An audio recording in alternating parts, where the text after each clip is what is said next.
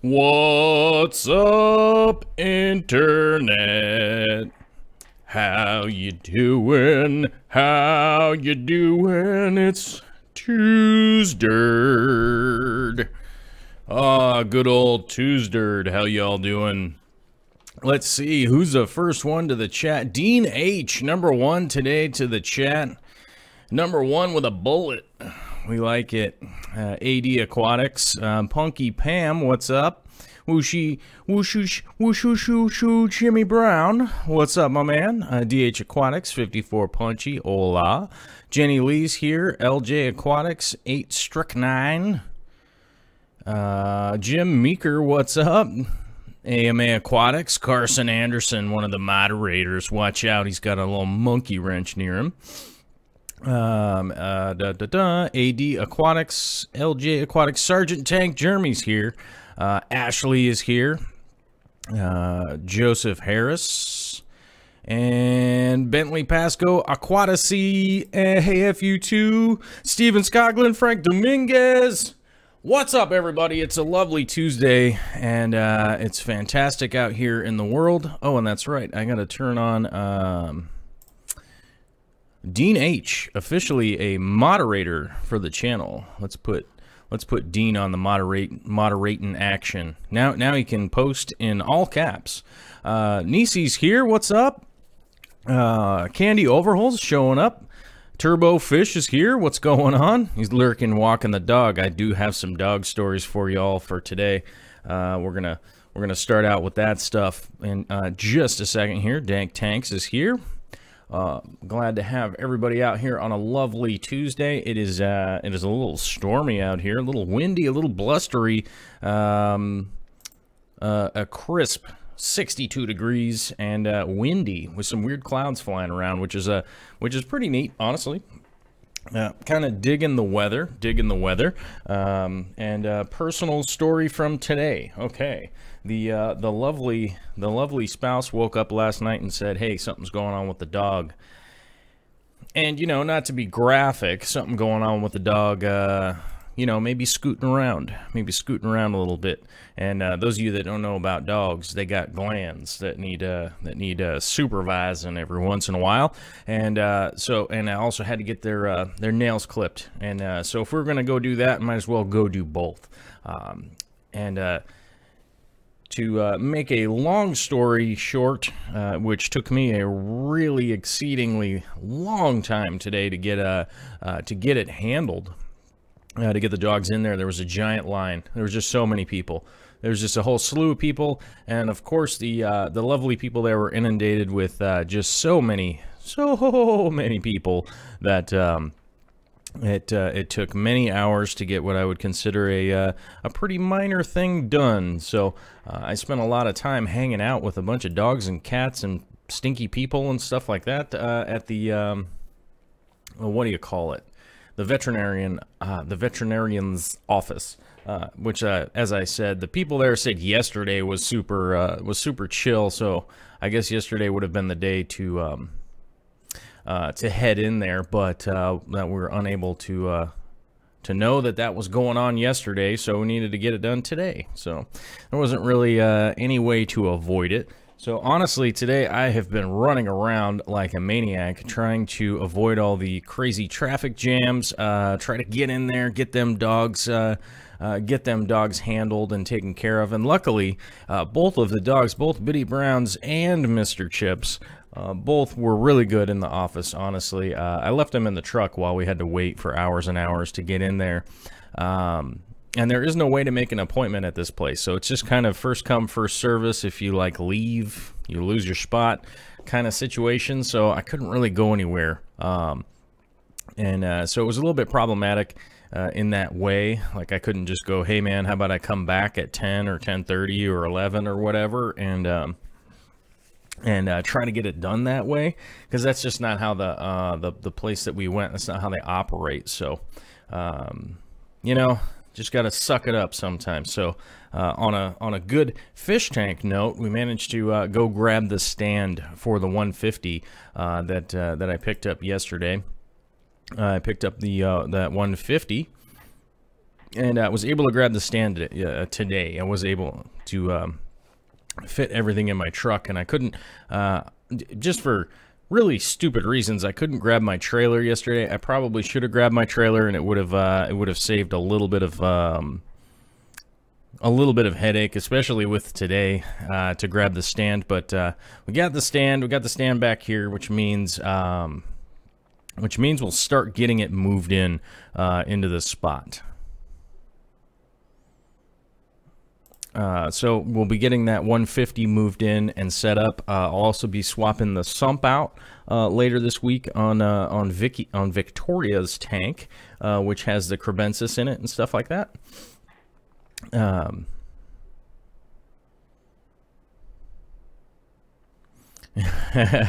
LJ Aquatics, I like that.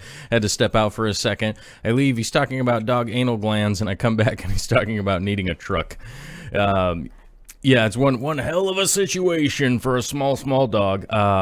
No, I needed my, well, basically I put the sump and the tank and everything into my truck, and we just didn't have enough space to fit the stand in yesterday, and I probably should have, I most likely should have just grabbed my trailer, but I didn't grab my trailer just because it was in a weird spot, and I just didn't want to drag it out and deal with all that stuff. So I was just like, yeah, I'll come back and grab the stand tomorrow, which was kind of a dumb idea. I should have just gone ahead and grabbed it yesterday and just done it all in one foul swoop. But luckily the guy's not too far away. It's just that, like, you know, 15-minute drive over there, 15 minutes to load it up, 15-minute back. Next thing you know, it's an hour. So kind of a little bit of a snafu and kind of dumb planning on my behalf.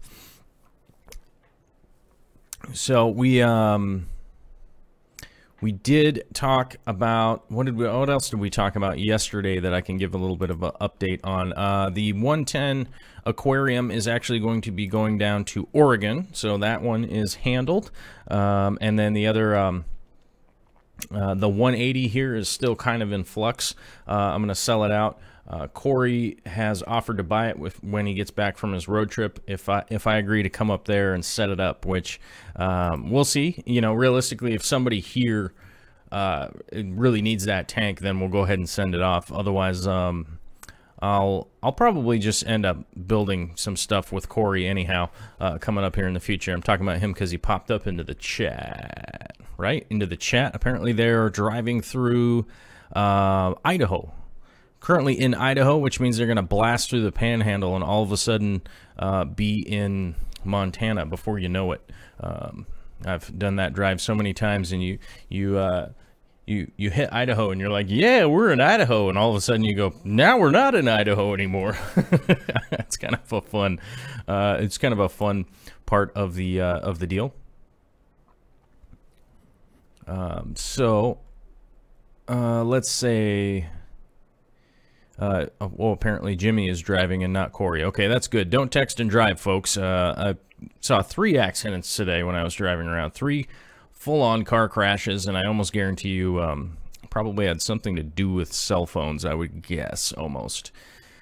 Big E's is here, having a migraine having a migraine. That sucks. I hate having migraines. As you guys know, I'm one of those people that gets the ocular migraines, which means it becomes really hard for me to see, and I get all this crazy light sensitivity accompanied by a massive, massive headache. Was basically the way I could explain that. I've had that ongoing problem for quite a few years. Of course, you know, when you go to the doctor, they just kind of look at you like, uh-huh. Did you drink water? Did you get some sleep? Do you eat vitamins? You know, so I have learned to a little trick that I do. I learned from my mom, who's a ER nurse, ER charge nurse for 40 whatever years. Is I take an Advil and a Tylenol, and that seems to dull it down enough that I can still get work done. If I can still get stuff done, then I figure it's a win. If it gets too wildly out of hand, I'll just go lay down in the dark for a little while and hope it goes away, you know. Oh, LJ Aquatics is saying, talk to a good dermatologist about Botox, not the face freezing type, but Botox really works well for ocular migraines. Oh, yeah. All right, yeah, I'll check that out. I know last time I tried to get into a dermatologist for a skin thing I was having going on, that it was like a 5-month waiting list or something, and by the time it came around, I ended up canceling my appointment because I'd already sorted it out with the regular doctor. That seemed to work out pretty well. Oh, let's see. Turbo Fish. His dad is a charge nurse at the ER in Bolingbrook. Oh, right on. Is that Bolingbrook, Illinois? Andrew's asking. Illinois. He's going to be like, come on, Illinois. Girls rock the boy. Oh, Illinois. Yeah, so I think... actually, yeah, I was talking to Turbo Fish earlier today. I think he'll be at the Chicago Aquatic Experience. So if anybody missed yesterday's live stream, we were talking about that yesterday. I managed to acquire tickets, airfare, and that kind of stuff. But we're currently in the process of paying back the credit card company now. Victoria mentioned yesterday that I made it sound like she was paying for it. No, I have to pay her back. She covered it and set up the tickets. She basically is much more savvy than I am booking flights and those kinds of things, so she just went ahead and handled it and got it sorted. Whereas, you know, I would be over here getting weird trying to save $7 or whatever, and so she just went ahead and got that book. So we're definitely looking forward to the aquatic experience. Trying to figure out if there was a I haven't heard of enough, whatchamacallit, I haven't heard of any of the other conventions that may or may not be going on. One of them is the, what is it? Reefapalooza, I think. Is it Reefapalooza? I think it's Reefapalooza. Maybe it's not Reefapalooza. Maybe it's a different one. Hold on a second. Let me see here. Let's see if we can't look this up. Reefapalooza, California. I think it's Reefapalooza's the next big one coming up. I did miss MACNA because we were in Alaska for that. I did have a couple of invites to go to MACNA. Yeah, okay. So Reefapalooza is October 7th and 8th. And that's somewhere in California. Oh, 7th and 8th. That's why I'm not going to Reefapalooza. I just remembered now. We actually have a we went to a animal shelter fundraiser here, and we won a thing to go flying around Seattle in a small plane. So that's what we're doing that weekend. I just remember that again. I remembered that from yesterday, so I'll just go into the effect of repeating myself. How smooth.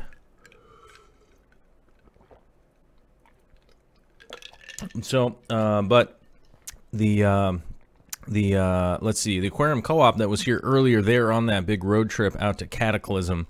And I thought it would have been funny to try and race them out there. But I got to stay here and figure out how to pay for these plane tickets, which does mean I got to sell some of these paintings. I got to figure out what I'm doing here. One of the things I want to mention that we've definitely been over on this on the channel here. A lot of people are confused as to what the format of this show is. So Monday through Friday, 4 o'clock Pacific Standard Time. I come on at 4 o'clock, and then we do an hour-long show where you guys can come on, ask questions if you got stuff going on. If there's things that you're interested in, whatnot, you can come in here, and this is actually interactive enough to be able to also work on stuff that people send in. And I actually do have some community questions here we're going to answer today. And one of the ways that we kind of fund doing this show, I know that I've seen it. So I watched Steenfat's stream yesterday, and he was talking about the Patreon. Patreon has what I've had up running for quite a while here is to how to fund this show. I want to get rid of all of the advertising altogether and have this be funded exclusively by you guys. And one of the big reasons for that is that you guys will know what's going on. You guys know what's happening, and you'll definitely have somebody on your side that's not beholden to advertisers or that kind of stuff. Whereas, you know, maybe YouTube gets super mad and, you know, tells me I'm blah, blah, blah, this, that, and the other thing or whatever, or certain companies that have told me to stop doing this or stop doing that. The Patreon channel right there I just posted into the chat is the way to do that. That's how we're funding this.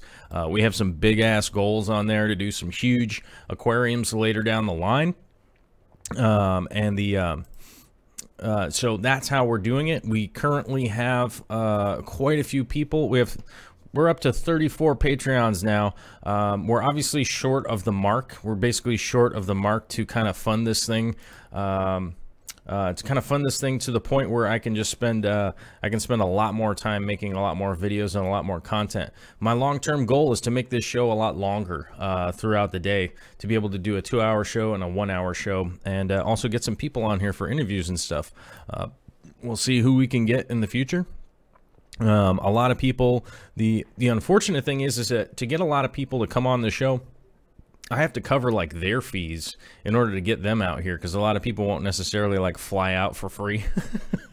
You know what I mean? So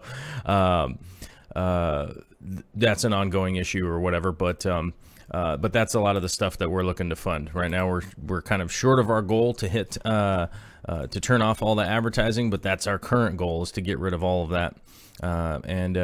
Yeah, I much appreciate all you guys and all the contributions and stuff coming in. As I was talking about with the format here, it's a 1-hour show. We do have a video segment in the middle, so people that are looking forward to the video stuff, that happens to end up right here in, coming up in about 3 minutes, which is why I was kind of doing the ad here, the ad read, whatever the hell you want to call it. There's, of course, a whole bunch of other ways to support the channel, like coming on the show, chatting, hitting the like button, subscribing, and blah, blah, blah, and all that stuff. You guys can also go over to darkstararts.com, which is my website. Click through the Amazon banner and go buy your groceries or whatever the hell you're going to buy over there. That's a way to do it, too.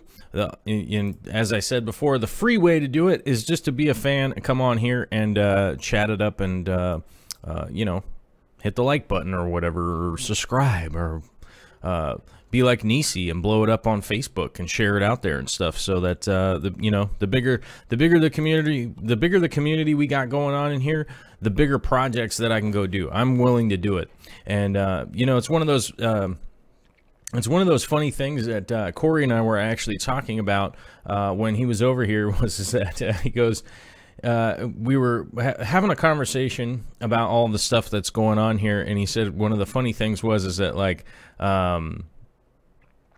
that I'm actually willing to do the work. Yeah, and it's like, I like doing the work. I like doing the stuff. I love building stuff, moving things around, making tanks, setting things up. Here's what's really cool. One of the local subscribers here is I'm going to be over at their house tomorrow plumbing their tank. So I'm going to double check with them to make sure that I can video a little bit. I don't want to get too intrusive in people's houses or any of that kind of stuff, but we're going to videotape a little bit while we plumb and drill and plumb their tank and their sump and all that kind of stuff. So that's what we're doing tomorrow, or so I get the truck all loaded up, head out there, and plumb up their tank tomorrow. So that is most likely what we'll be covering as far as on the live stream. Probably Thursday. We'll be covering it on Thursday, because I think tonight I'm going to move the 150 into place and shoot a bunch of video on that, so that we can get that so we can, talk about the 150, because I want to talk about that tank. I'm excited to get it set up. It's going to be the shrimp sanctuary. It's going to be the shrimp sanctuary, which is where the shrimp colony is going to end up going. That's where it's going to end up living. I'm going to do a bunch of hardscape work. I'm going to show you guys some of the ins and outs of setting up your hardscape. We're going to... As you guys know, I'm one of those dudes that nerds out on substrate quite a bit. I'm just one of those guys, and so we'll talk a lot about rocks and building driftwood and doing some scaping and stuff. I'm excited to get that tank going. I'm also going to be doing a lot of mosses and sort of fine plants and stuff that people have been asking about recently, going like, I need some advice on this plant and that plant and stuff. So we're going to be going over a lot of that with that 150. I'm stoked to get that thing going. And one of the problems I'm having right now is that I do have this extra tank sitting there, and my stupid brain makes me start thinking about like, ooh, what's some other project I might be able to sneak in here? But I think Victoria would probably karate chop me right in the neck if I don't sell that tank, which I'm planning on doing. So hopefully we get that thing sold off and moved out before my brain starts running too rampantly with ideas. Let's see. Loaded with cold but still trucking. I spent a few hours tinkering with the tanks when I got back from university. Let's see. Bentley Pasco. I heard there was a rainbow fish also. I love that yellow and gray tone painting. It's neat. That one back there is for sale. If you want to buy it, you can buy it. If you're so inclined. It's pretty sizable. It looks smaller than, well, maybe it does. It looks big. It looks big in this. If anybody wants to buy that painting back there, it could be yours. I would have to double check. I think it's 400. I don't know. I think that one's listed at 400, I think. I don't know. Always send that to somebody's house. Just ship it up. Just ship it up. Stick it in a box. Let's see. I hear ice in my coffee. Oh, yeah. Let's see. Definitely hot coffee. Not if coffee, just what temperature. Yeah. As you guys know, I drink quite a bit of coffee during the day. Coffee is kind of my favorite thing around. This one actually is cold brew with a little cream in it, and some ice, because I'm in town. If I'm out in the woods or whatever, it's not, I'll drink it black. It's fine by me. But when I'm in town, I'm going to be living in the high life. You know what I'm saying? I'm going to add a little cream, maybe a little honey. I don't know. Get a little sweetness in my life. You know what I'm saying? Jordan Leroy saying he knows the feeling. He has 2 6-foot tanks out back, but sadly don't have the room. Yeah, I know how that goes. Well, the one thing that my stupid brain was rattling around was possibly replacing the Reef 180 with the blue 180 that is empty right now. That is kind of one of the thoughts I was having in my head. I don't know if it's a good thought. I think it's just way too much work to turn around and move the Reef into the new tank and move all the stuff in and out of the way, if that makes sense. So,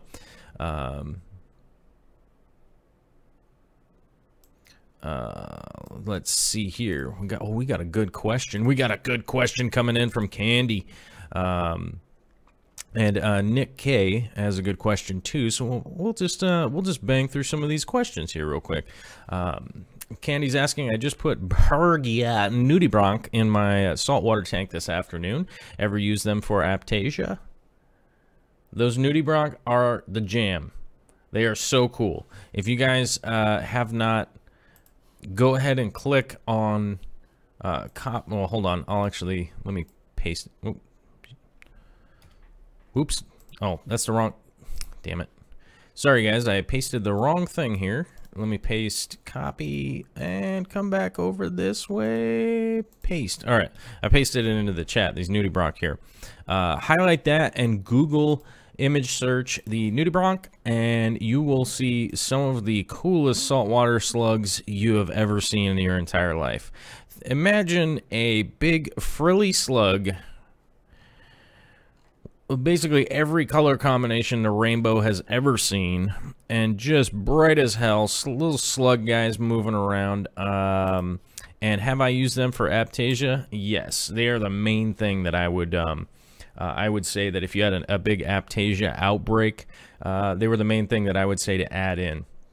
Other than like manual removal and with a little bit of glue and stuff like that. I would say that, in my opinion, they're pretty much the best solution for Aptasia, because not only are you going to get rid of the Aptasia, which those of you out there that don't know, you might not know, you might not be a reefer.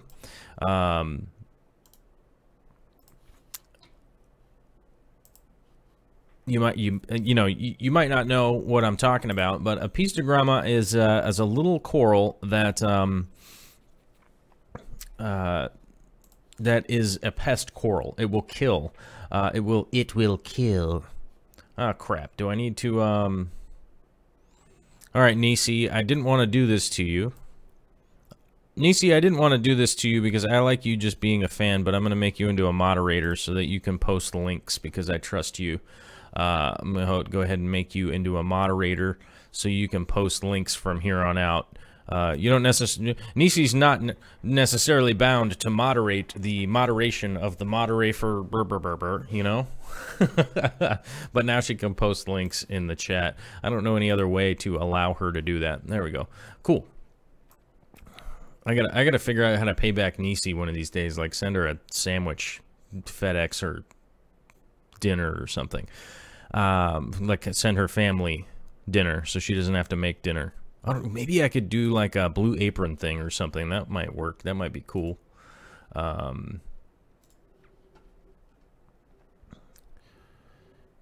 Okay. But yeah, the nudibranch are super cool. They're these like fluorescent colored slugs, and they'll go around and eat that pest coral that gets added in.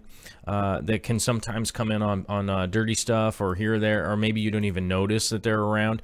But they are a pest coral that will sting all of your other coral and essentially kill them off, which is a huge problem if you have a large investment in your corals and you have a bunch of money in there, and then now you got a thing that's growing that's going to kill your corals. But as I was saying, I think that they're the best because not only do you add something that is super cool to your tank, but you'll start to clear out the problem thing out of your tank. Let's see. Nick K. Aquatics is saying, has anyone ever bred Apistogramma gazizi or killifish in hard water, like above 7.4? I'm trying, but not sure if it's going well. I would say that killifish could breed in harder water because oftentimes they do come from kind of wacky situations out in the wild. They do come from kind of wacky situations, so they might breed, they might lay eggs. The killifish might do that, but apistos, I have never heard of anybody breeding them in hard water. It may have happened at some point in time, but I would certainly not count on it.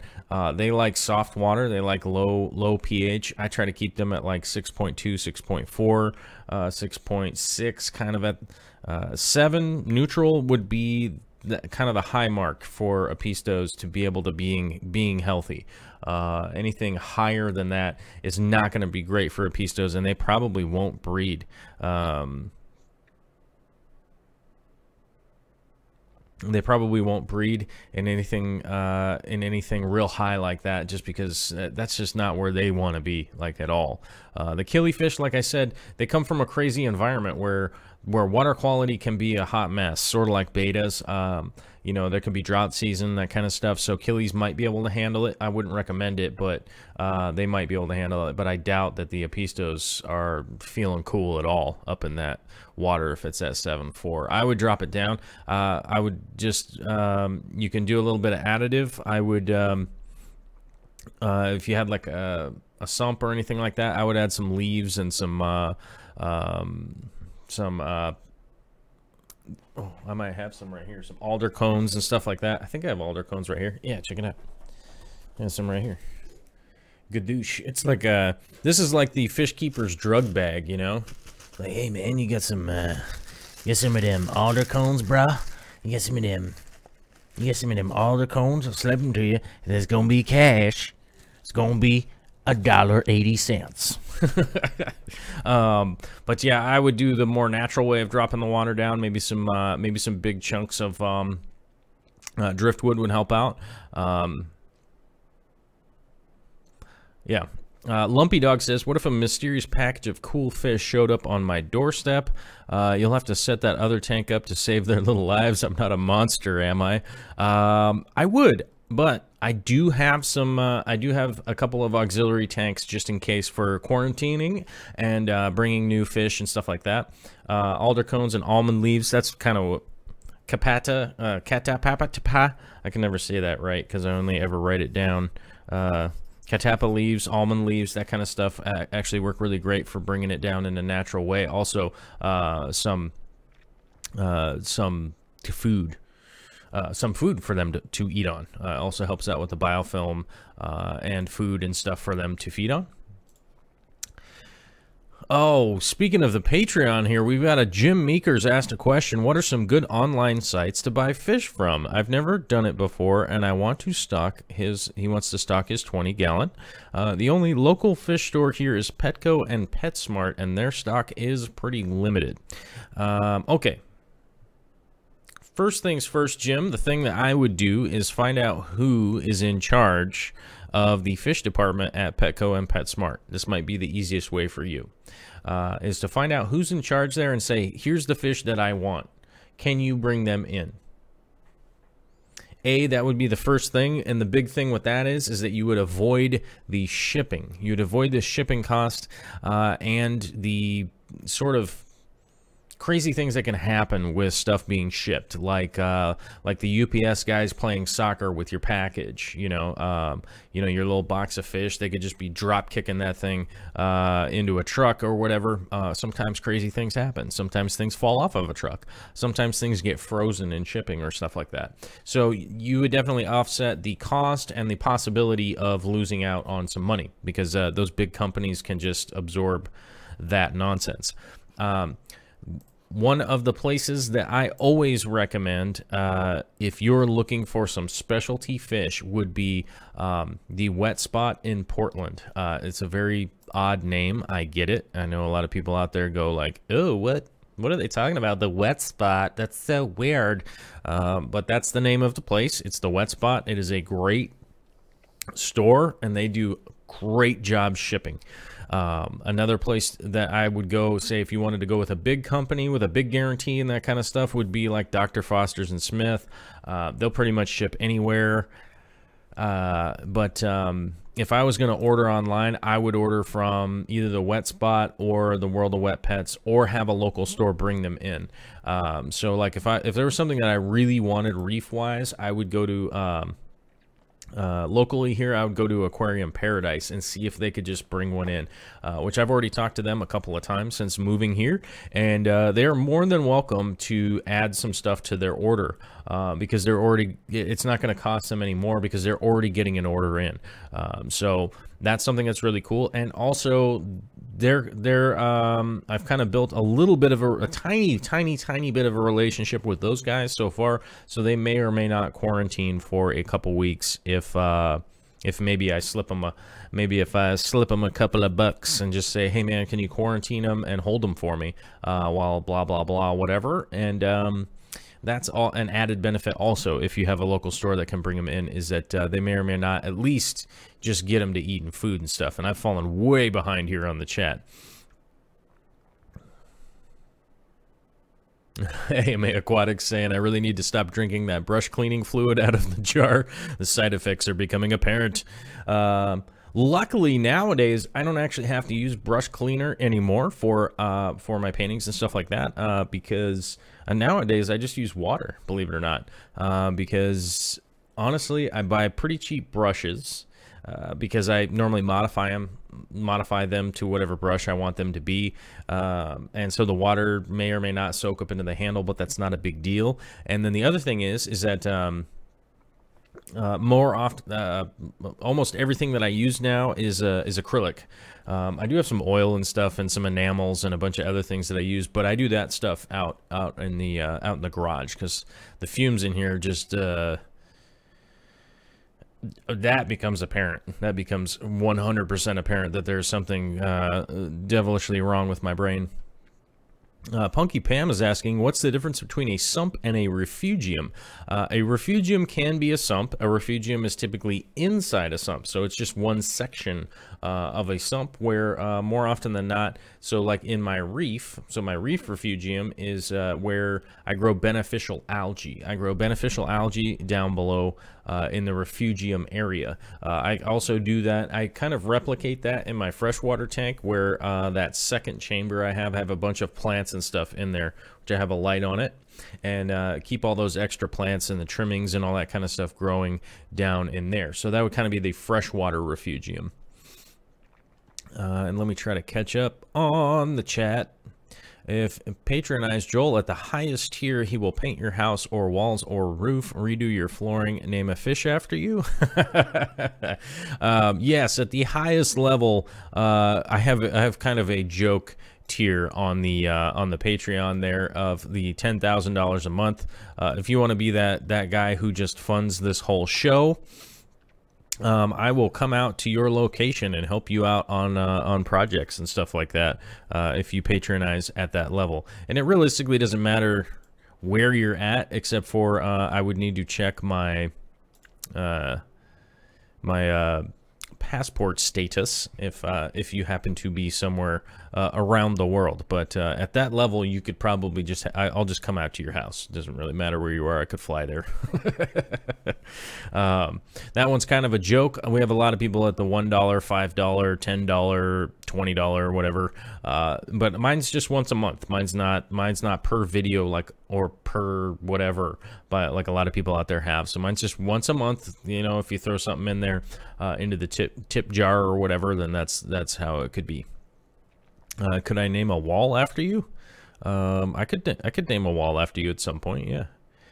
Texting is not my strong suit. Let's see. Trying to read and catch up here.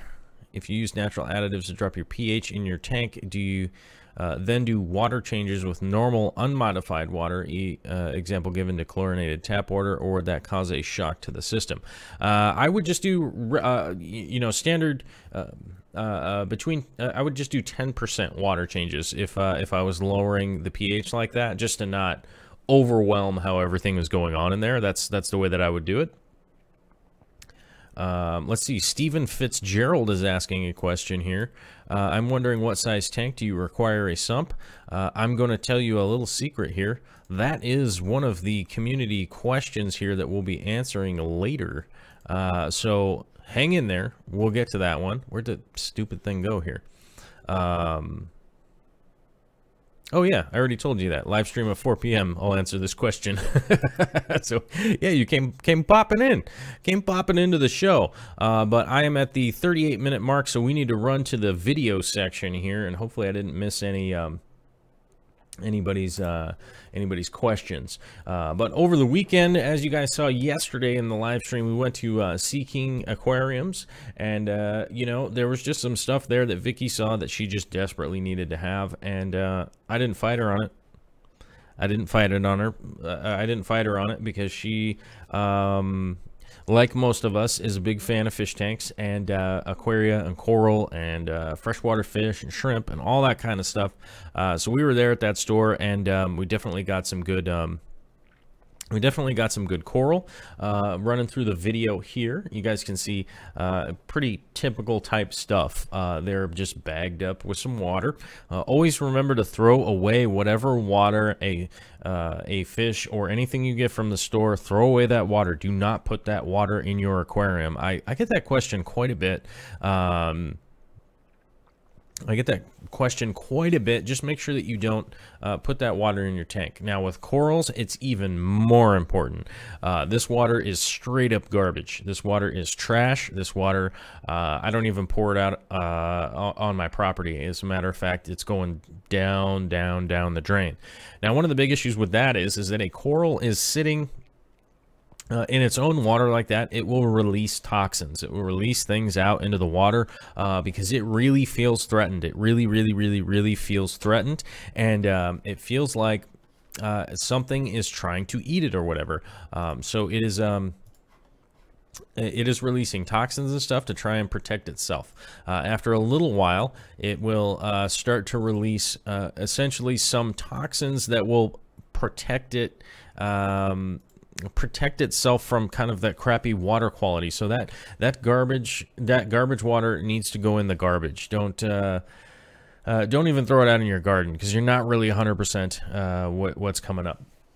Now, that coral dip I was using there, so I just have some I have some pre-mixed water in a big 44-gallon garbage can right next to the aquarium. So it's actually just roadie water mixed with salt, and so it's nice clean water.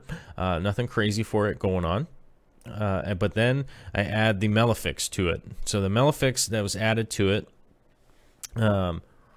is essentially a tea tree oil. Basically, it's the easiest way to explain it is what Melifix is. It's a tea tree oil, and you basically have that nice clean water, and you add a couple of tablespoons to I think it's like 4 tablespoons to a half gallon of water or something like that. Off the top of my head, I can't remember exactly what it is, but read the bottle. The bottle instructions are pretty basic, not all that crazy. And for corals, you're gonna dip for 2 to 3 minutes. As you just basically drop them in there and just let them go. And this is the flower anemone. So those of you out there that may or may not know what this coral is, this one that is being added here, and the lovely Victoria was having some hard times with the camera angle here going into the tank. So next time we have her camera woman, I'm going to give her an easier angle to shoot, because it's really hard to draw focus at this crazy like 60-degree angle into the tank. But I think she did a great job dealing with the crazy angle here. But this red and green buster that was getting added in there is a flower anemone. They're a very interesting little creature. They have like a little tiny mouth. Where they'll take stuff in. And then all this little frondy stuff coming out is basically their body and how they kind of grab stuff and bring things into themselves. But flower anemones, flower rock anemones are essentially one of the real hot tickets out there to relate to freshwater plants or something like that. It would be easy for me to explain.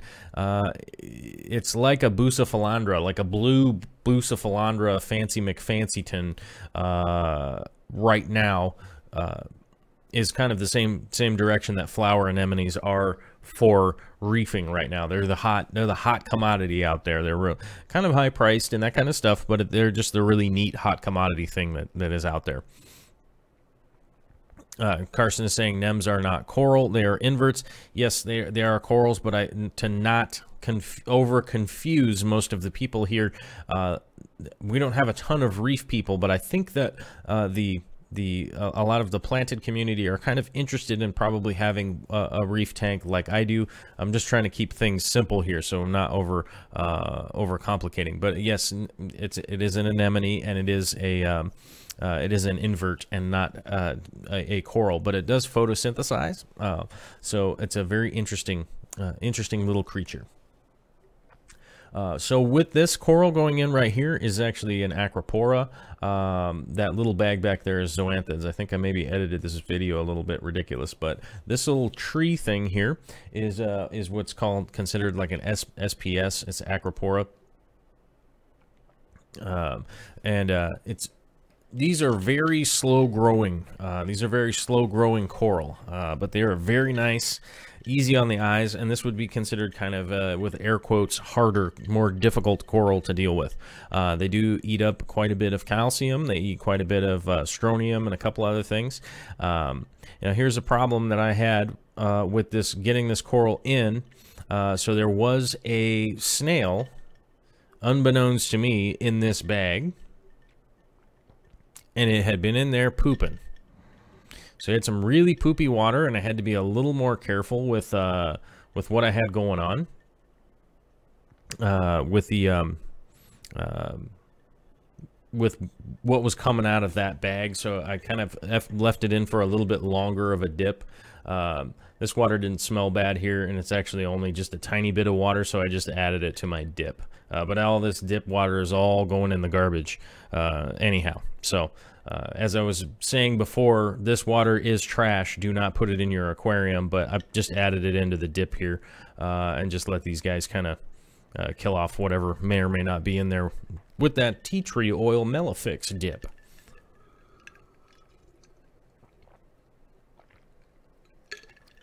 Oh, hey, FU2 just got the notification that we managed to go live. Yeah, I don't really understand why the YouTube notification doesn't really work all that well. Probably has something to do with something. Who knows? It's unbeknownst to me.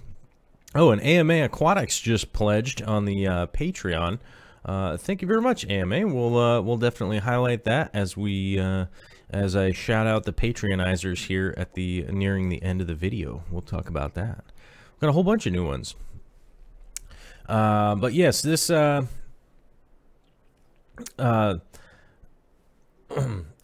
excuse me.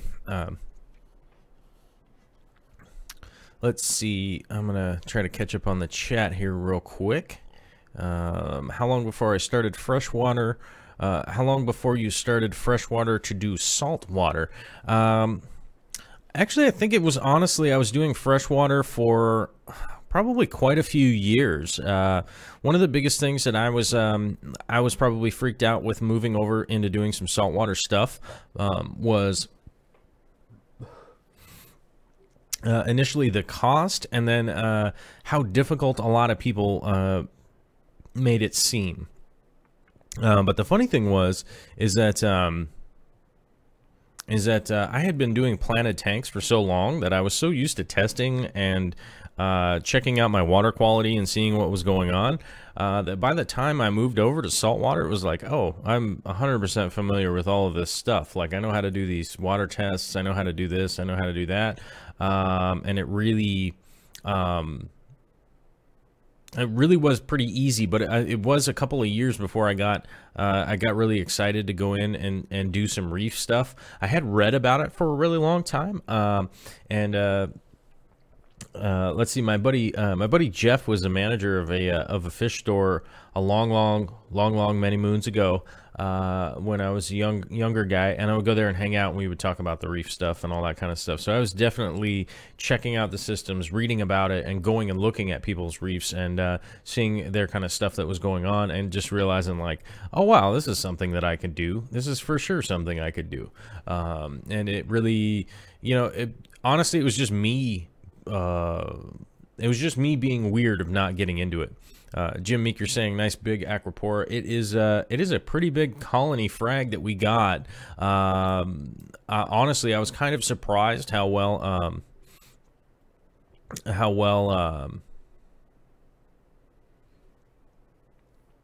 well, I guess not how well, but I guess how low he sold it to us for, because he actually had a lot of mother colonies, and this green one is probably, I wouldn't say it's the most desirable one out there, but I like the green ones for sure, personally. I know that the purple and red ones are the most fancy schmancy ones now, although now they have some like yellow, green, crazy rainbow colored ones, which are the super hard ones to keep now.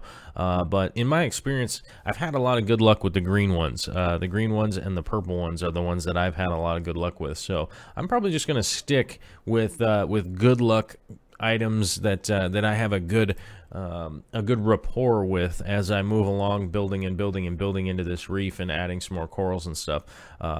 I know some people out there are pretty excited to see some of the hardscape work going on in this reef, and I'm excited to do it myself. I'm hoping to get to that very soon, but we'll see when that comes up schedule-wise, when I'll be able to start hammering out some of that stuff. One of the things I really like about corals and reef stuff is just the vibrancy of color that you can manage to get going on.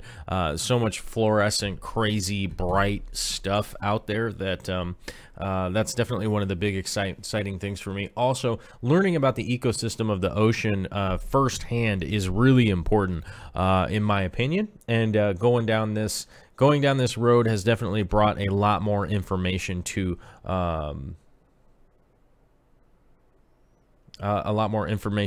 me, you know, and to the forefront of like what I'm researching and what I'm looking into and what I'm trying to find out. You know, what I'm trying to find out about. I want to learn about the ecosystem of the ocean, and this is kind of the best way for me to learn about it, honestly, is to do it firsthand.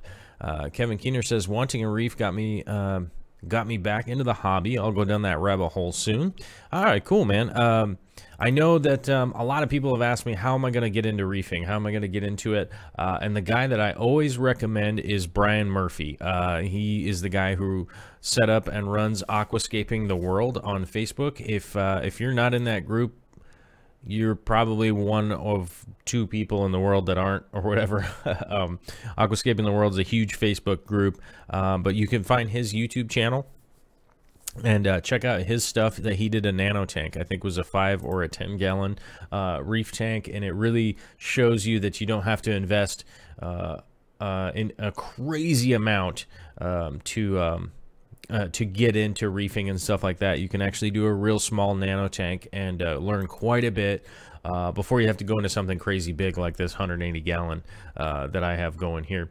This is just a bit of a time lapse of the flower nem. I figured I'd throw it in here at the end so you guys can get a preview of this, of some of the time lapse stuff I've been working on with the reef and how much the corals move around. This is definitely one of the weird things. Yes, the flower nem is in invertebrate, but it moves around, it cruises around, and very slowly. So if you stare at them, you think maybe that thing's moving around. Well, it is. Once you check it out in time lapse, you realize, like, oh wow, that thing's really just moving around and doing stuff. This one's a little bit pissed off at me right now, so it's burying itself a little bit. If you were to go out there right now, it is buried a little bit, so I'm feeding it, and it'll come out and probably host on a rock at some point in time. You know, down the road after a couple of weeks here, once it gets going good. The fishy mailman says, it's not the work of salt I don't like, it's the salt water on my skin. Can't stand it. Yeah, dried salt water on your skin is crazy annoying. It's like having really fine sandpaper on your skin. It is pretty annoying. So, and it's also good to rinse yourself off, because you may or may not have gotten a little bit of toxins on yourself. So that's pretty important to do anyhow, even though you may or may not just be irritated from the fine sandpaper on you. You might also have a little bit of toxins on you from the corals and stuff, things getting spit out. So be sure to rinse that off, not only because of the salt, but because of some of the stuff you might get on you. All right, so let's move on here, because we have some of the what do you call it? The community questions, the community comments questions. Stephen Fitzgerald was asking, so I guess the question I have is, at what size aquarium requires having a sump? And I can answer this fairly easily, but it's a little lengthy of a thing. I have had all sorts of crazy setups. From, at one point in time, I had a 7.4 gallon, which is a 1 foot by 1 foot cube, right? That was running on a 50-gallon sump, just to see if I could plumb it and see how it would operate. And it operated fine. Actually operated really well. The only problem was any fish that I really wanted to put in there to take advantage of that water volume would be totally screwed up from zero swimming area. So I could essentially have put like 50 or 100 nano fish, you know, small fish like rasboras or something in this tiny little tank, and it would have been obscene. But they wouldn't have had anywhere to really swim. You know what I'm saying? So just interesting stuff like that. I think anything 20 gallons and up, you could easily do a sump on it. A sump is just a much larger filtration system that is just essentially hardwired in with gravity. You know, it's that you're going to pump water in and water's going to drain down, and it's just running in a circle and stuff like that. So I find it much easier to operate my tanks via a sump. It's much easier to do the water changes, much easier to filter, have all the equipment down there. You don't have to see it anymore. A lot of benefits to it, in my opinion. And so anything 20 and over, I would probably put a sump, or at least run it off of a sump. I might daisy chain like 3 or 6 20-gallon tanks into one sump that's all just processing through that. So that's kind of one of those things. LJ Aquatics says sumps are quieter too. I've heard both. I've heard loud sumps and quiet sumps. So I've also heard loud filters and quiet filters. So it could go either way for sure. Let's see. Yeah, so I think hopefully that answers that question in a reasonable manner. You know, you don't have to have a sump. I just find there's a lot of benefits to a sump, especially long term. But there's really no requirement or size-wise of when you would have to have a sump. You know, something that is 200, 400 gallons or something like that, I would certainly do a sump, because you can have a much bigger filter that is operating off of gravity instead of you know, if there's a siphon break or something like that in your canister filter and you don't really know, you can end up coming home at the end of the day and going like, oh man, this canister filter's been sucking air all day. And I think that ultimately is a problem, realistically. But there is no point where where you have to where you would like have to have a sump. Let's see, Jordan Leroy. Well, second, I may get the 150-gallon breeding for profit tank up and running first, because my local fish store is kind of desperate for local breeders. Oh, I'm reading weird questions here. I'm working on a 15-gallon Adventures in Aquariums is I'm working on a 15-gallon column with a sump, just working on getting all the materials. Oh, right on. Yeah, you could definitely do a 15-gallon tank. The smallest I ever did a sump on was that like 8-gallon. You call it 7.5 or whatever. It was like an 8-gallon tank. That's the smallest I've ever done. I could probably do something smaller than that. Did I say daisy chain? I haven't heard that since Afghanistan. I did say daisy chain. Let's see here.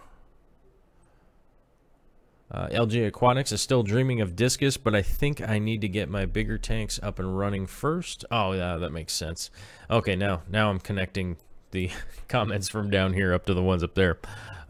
Jordan Leroy, after 20 years on this earth with tanks in the house, I'm pretty much deaf to the sound of filters. I can sleep through anything now.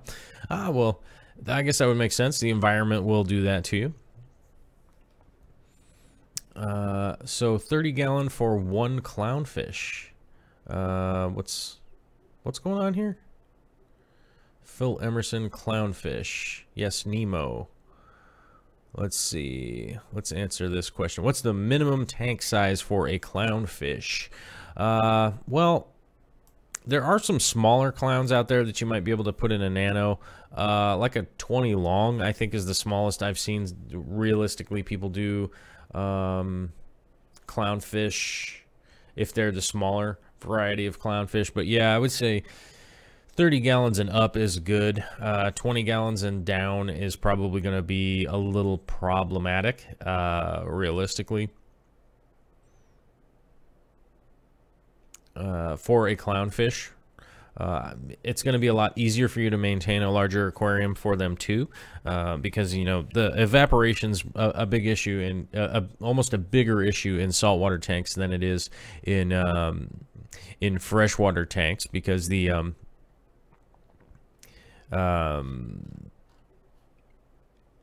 because the salinity changes. So the water quality really changes when there's evaporation. So the bigger the tank, the lot easier it is to maintain the water quality in regards to that.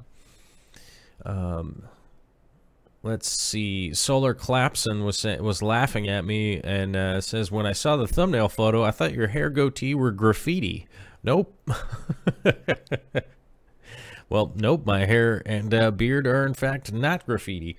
This is actually the weirdness I look like. Yeah. Varanid Guy says, would you say these guys are compatible with German blue rams and other Central South American community fish on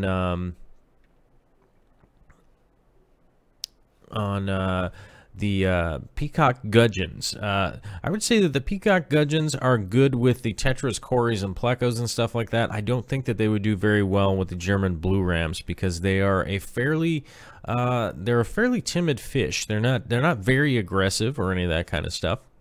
So I would probably stay away from mixing those together personally.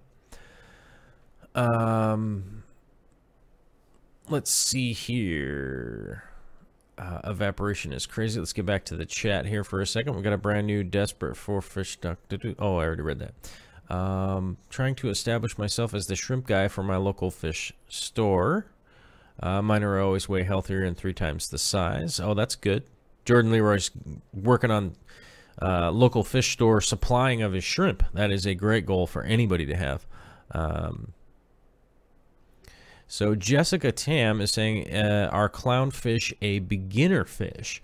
LJ Aquatics is saying absolutely not. I would say that they are the most common beginner fish, that it's the most commonly first purchased fish. They are not particularly difficult to take care of. That you do have to make sure that they have a good territory, a space to exist, and that you are feeding some decent food. I would never recommend damsels for a beginner, for anybody out there. A damsel is a psychotic fish that is extremely difficult to take care of, and especially over a long period of time. You can have a real problem dealing with damsels. That's something that I've always seen with new people out there, that they get a bunch of damsels because they're cheap. They're normally like $4.99, $5.99 at the store, and they go like, oh, cool, I can get 10 of those.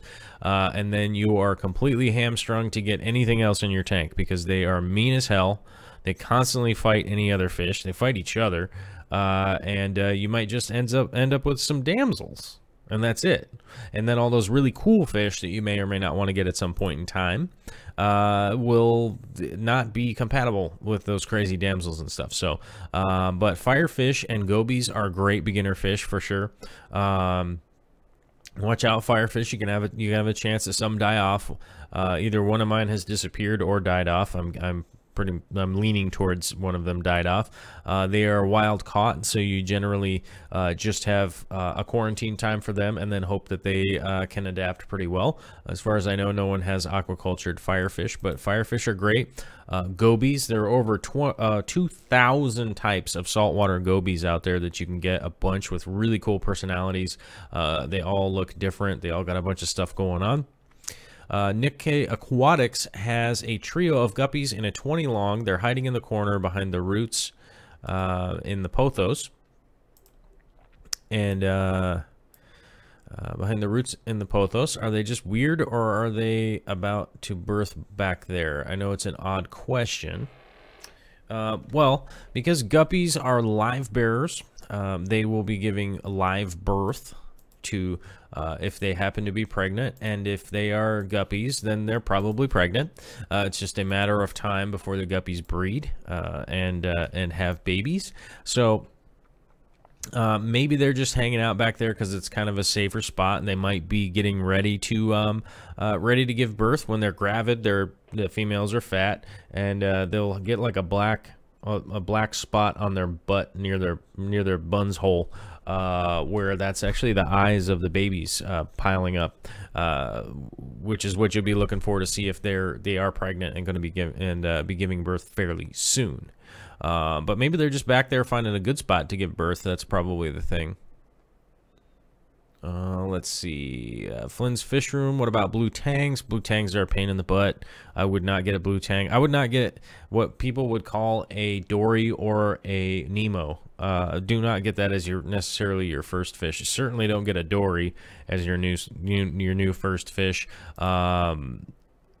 Clownfish you could have some good time with, but let your tank get set up, get it going, and you may or may not want a clownfish down the road. So I would just focus on getting your live rock, getting your water quality good, and getting your tank going. And there's a bunch of stuff in the meantime that you can be doing, adding corals and stuff like that. Like I always tell people, if they're starting out, don't add leather corals or Kenya trees or anything like that, because down the road you're probably going to want other stuff. So what I would do is just get your tank going, get it cycled, get your rock in there, get all that kind of stuff going. Jim Meeker is a fan of giant clamps in marine tanks. They are awesome. They are definitely not something to put into a brand new tank either, but they are fantastic. If you've ever seen a marine clam before and you haven't, I would Google marine clams for sure at some point in time.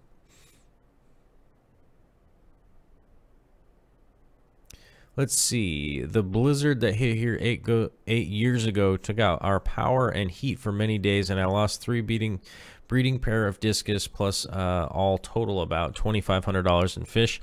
That same thing happened here back a few years ago. Almost probably 5 years ago now. I had a space in a warehouse in downtown Seattle where I was doing all my fish breeding and my projects and stuff there, and that whole building was out of power while it was like 18 degrees outside or something like that, and everything froze in there except for my shrimps managed to survive, and all of my cleanup crew and my reef managed to survive. That was it. Just snails and hermit crabs and things like that, for whatever reason, survived. Everything else was dead, though. Woo! We have reached the point in the live stream where we're coming up on the end. So as you guys know of the extension program, if anyone's going to vote to extend, we'll stay on. If not, we'll be back tomorrow. But the first thing I want to do is give a shout out to all the Patreonizers. Without you guys, this is really not possible to come on here and do this show. Honestly, the goal is to be doing this. Somebody asked me, is it my goal to do this YouTube show full time? Yeah, this is my goal, to do this show full time, to make videos for you guys. And be able to screw around and well, not screw around, but it's hard work. Some people think that it's just goofing around all day, like I just screwing around and goofing around. But by that I mean like having a good time. Like, we come on here, we can have some laughs about stuff. That's important to me. But it is hard work to get all this stuff together, get everything to work properly, and put a show together every single day. But yeah, that is my goal long term, to be doing a longer and bigger show here, and be even more accessible for you guys to be able to come on and ask questions. One of the ways you guys can always do it is go to the Patreon. So, this is a part where I say thanks to everybody who's on the Patreon, and without you guys, I don't know that I'd be able to keep this thing going. At the very top of the list, we have the Aquarium Co-op sponsor, or the Patreonizer sponsor. The Patreonizer here at the top, $250 a month. Whoa! Right below that, at the $20 a month, we have Steven Skoglund, Long Woo, and Sashimi Whiskey. Down here at the $10 a month, at the very top of the list, we have Joel Gillett, brand new, Dean H., who is also a new moderator here now. Vince Grippa is brand new at the $10 a month. Denzel Gregory, $10 a month, brand new also. Nick K. Aquatics, who is in the chat today, give a what up shout out to him. Rob Hicks at the $10 mark, who's also fairly new, just a couple days new. Matt Gilmet, longtime listener. Always been good looking the whole time. Jack Betts, who's fairly new this month. Cichlid Bro, who's one of our longtime badasses around here. He's one of our moderators. I don't know where he is today. I think he got real tired and had to take a nap, I think. M. Den Hollander, who is our first patronizer. If you guys don't know who Joel Gillett is, he's He's Glass Boxes in the chat right there. He's one of our patronizers and our moderators. Longtime listener Jennifer J. Sarchicino out of Nevada. Pamela Earlywine.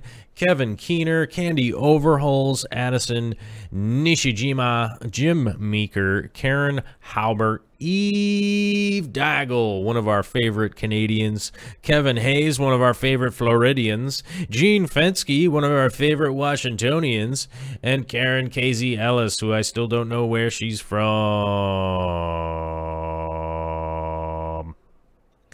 And I feel like I ran over some people's names real quickly, but let's get down here to the end real quick. These are all the $1 Patreonizers down here. We've got Bracken Ward, AMA Aquatics, Matthew Weger Haggerden, Theodore Schultz, Priscilla MK, Jeff Jackson, Thomas Donchek, Nisi of the North, 3D Reefer Matthew, and Matthew. And we have a fishy mailman with the surprises. Oh, coming in at the end, trying to get the surprises extension here. So we'll hang out here for a little bit longer and make sure we can't get to everybody's question as we go up here.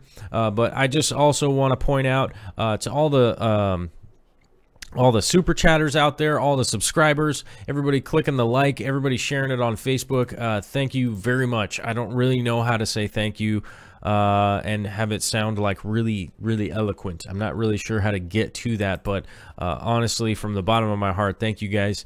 And let's see if we got a couple questions to answer here, because we got an extension super chat.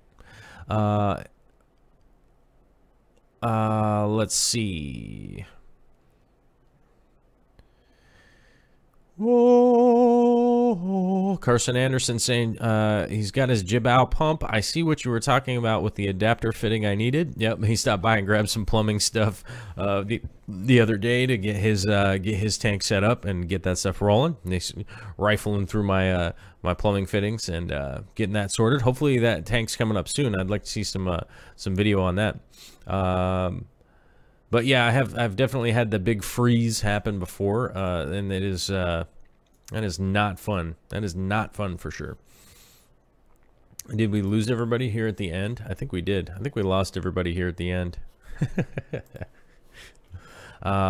Thank you for the show today from Josh Carey. Well, thank you for coming out. I think I forget, somebody was saying the other day that this is way better than cable, and I mean I've yet to ever see anybody be able to talk to the cable TV while they're actually while that show is on. So luckily we have that going for us. We got that one thing going for sure. Oh, and Victoria has busted in. Victoria has busted into the chat. What's up, my lady? That's my better half. It became really apparent the other day that Vicky is for sure the better half when I talk about that. It is 100% sure. Let's see. Carson Ander says, love when tanks crash and bounce back better than when you were maintaining it. I've had that kind of weird stuff happen with freshwater tanks. I've never had that happen with a reef tank. Generally, when a reef tank completely crashes, it's sort of chaos. You know, things can just get a little bit out of whack in a reef tank over time, and some things can die and stuff like that. But when they crash, it's normally something nightmarish happened, like it freezing. Like my tank froze. My tank froze, and it didn't even have any power to like circulate water. I think when I temped the water, it was 36 degrees or something crazy like that. I mean, I don't remember exactly what it was, but it was nearing freezing, and I think it just wasn't frozen because of the salt, really, that was in it. So that was a bad day, and but I have had that happen with freshwater tanks where things just got out of whack. I've had them crash and things got all screwed up, but once I got everything straightened out, it actually grew back like twice as well. I have had that happen, and is weird. So with the extension here, let's see if we have any questions. Oh, I want to double check with the but as I mentioned earlier, so Jim Meeker threw in on the whoops, hold on, where'd this thing go? Yeah, so the Patreon is a place that you guys can post questions or pictures or any of that stuff. There is a community tab on the Patreon page that is new, and also there is a community tab on the YouTube page. So I do send out a reminder daily for when the show will be on, and generally it'll be kind of a hint as to what the show of the day is going to be about. And where did my stupid comments button go? Oh, there it is. Okay. Let's see.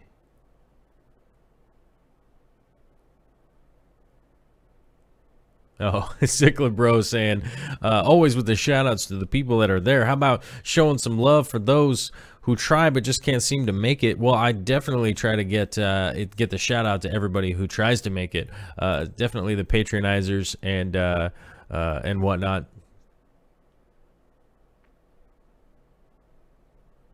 Oh, this one's pretty good from Andrew L. If you made a YouTube channel about your chickens, would it be called Corvus Chicken Coop or Co-op?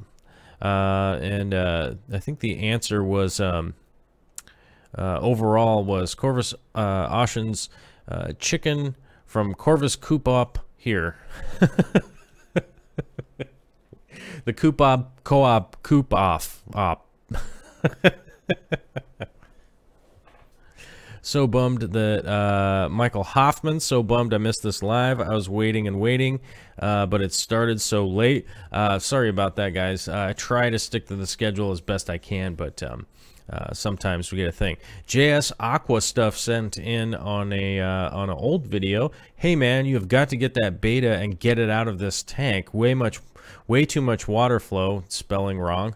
Betas do not like any water flow whatsoever. If there's any kind of water flow at all, they will not be able to blow their bubble nests, which stresses them out, leading them to premature death. Please help that guy out. Frowny face.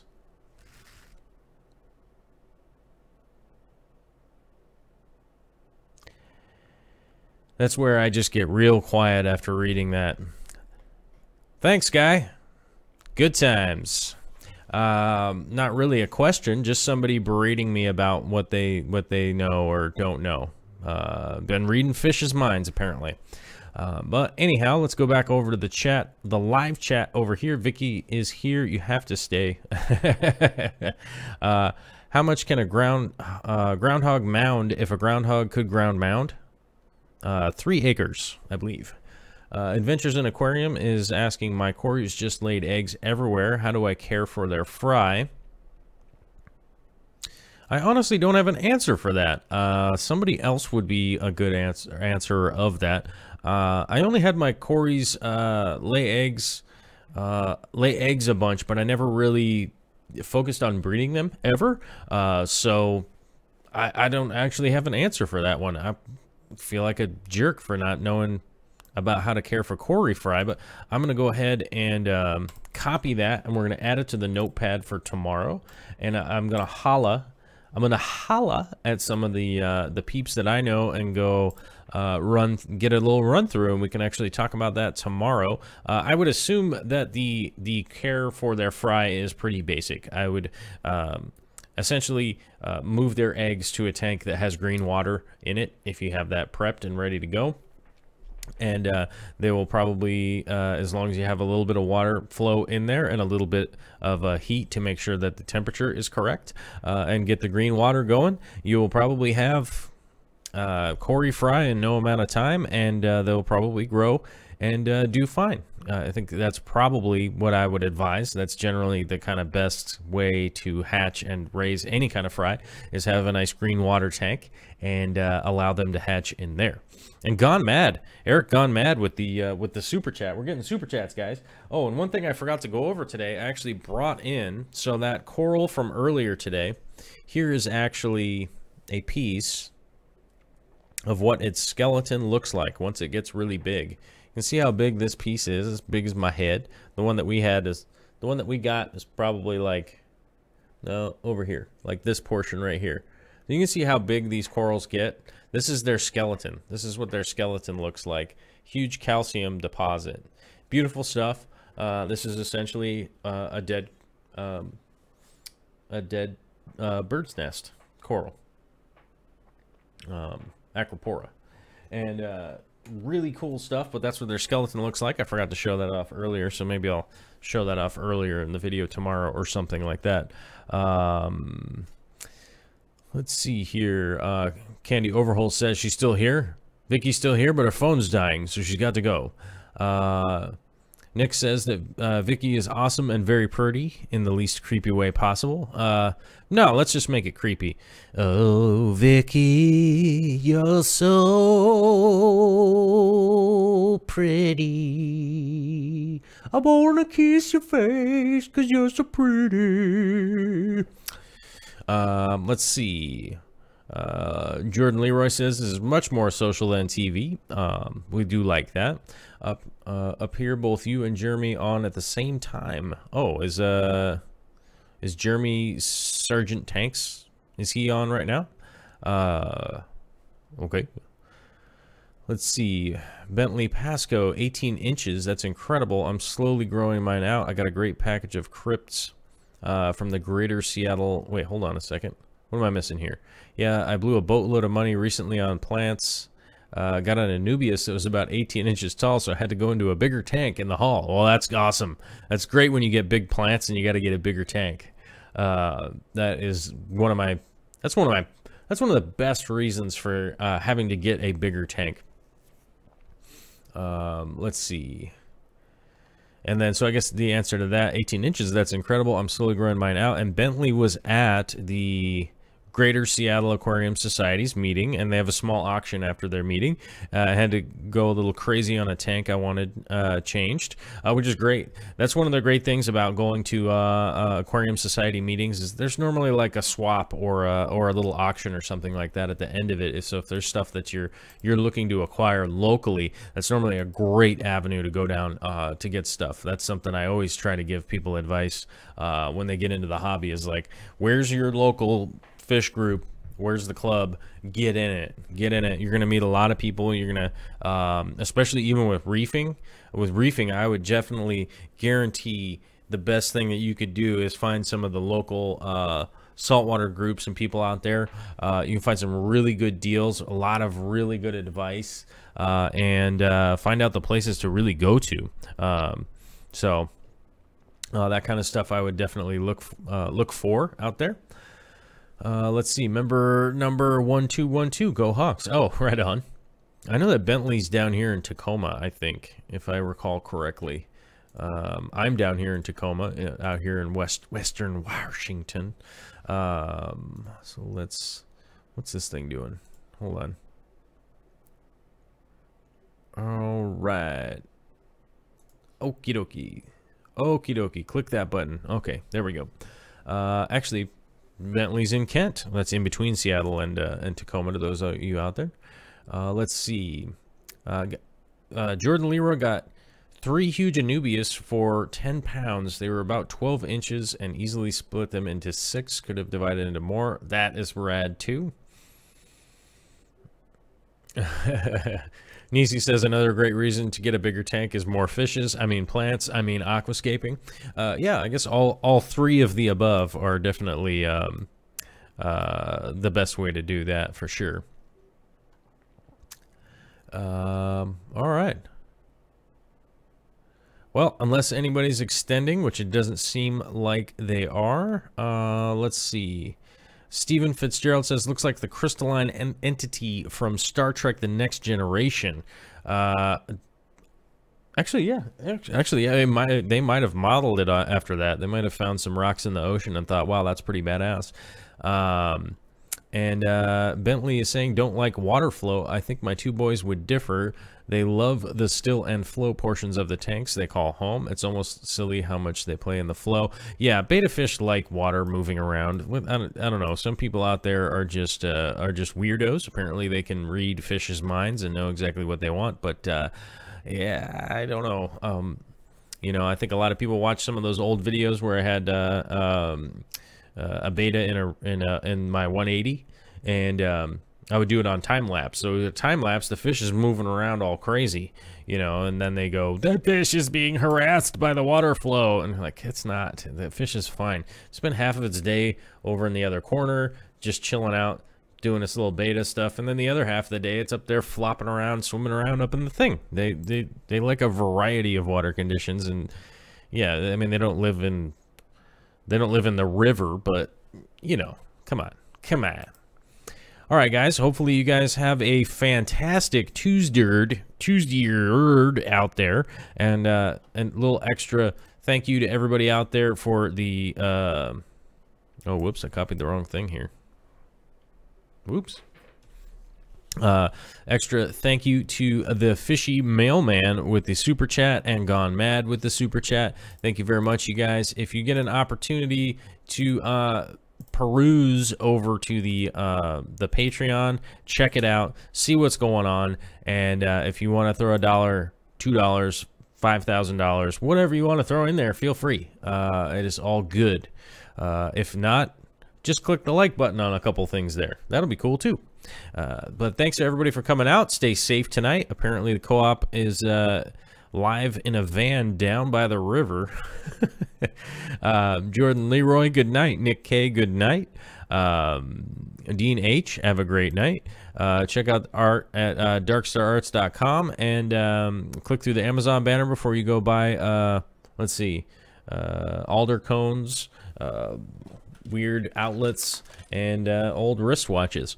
And they won't change the price or anything like that. It just kicks a little bit our way. Everybody have a safe night out there. Here comes the ending. Here comes the ending. Holy.